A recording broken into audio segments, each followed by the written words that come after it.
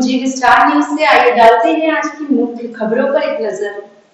तो कानपुर में कूड़ा बिल वसूलने वाले पर बच्चे को डराने धमकाने और बहला फुसलाकर ले जाने का आरोप लगा है। पीड़ित मां ने आरोप लगाया कि उनकी बच्ची जब घर से निकलकर इंपीरियल रेजिडेंस की ओर जा रही थी कि तभी कूड़े का बिल लेने वाले एक व्यक्ति ने उसे बहला फुसलाकर डराया धमकाया है। आरोपी ने बच्ची का छाता ठीक कराने के बहाने बातचीत शुरू की और फिर धमकी दे दी कि अगर किसी को कुछ बताया तो उठाकर पटक देंगे।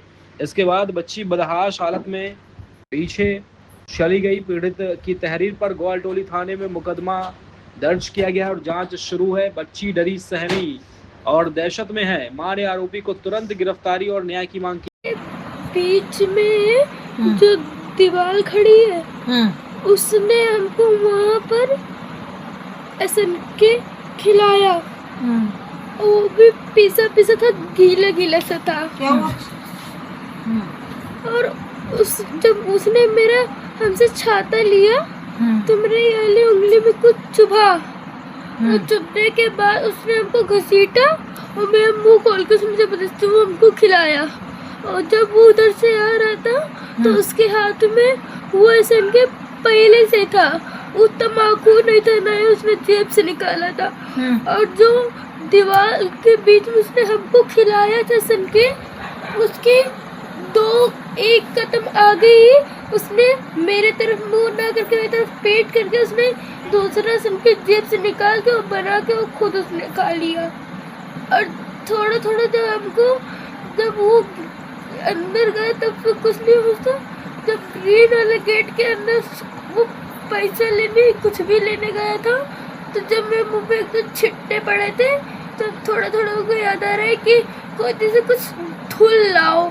और एक स्टूल से रखा था, इधर हम बैठे थे, उसकी मेरी तरफ उसका पेट था, वो कुछ जैसे कुछ वो बात कर रहा था। बस इतना ही याद है हमको, इतना ही हम याद कर पाए और हमको कुछ नहीं याद आ रहा है क्या और क्या हुआ। क्या नाम है आपका? लक्ष्मी जायसवाल। आज क्या घटना हुई बच्चे के साथ में आपके? सर भैया मेरी बच्ची यहाँ से घर से निकली और इंपीरियल रेसिडेंसी जा रही थी।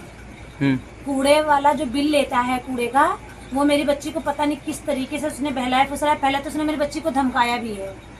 वो छाता ठीक कर रही थी अपना, तो वो उसके पास गया, कह रहा मैं तुम्हारा छाता ठीक कर दूंगा। तो उसने कहा नहीं अंकल हम ठीक कर लेंगे। उसने कहा नहीं हम ठीक कर देंगे। उसने कहा नहीं हम ठीक कर लेंगे।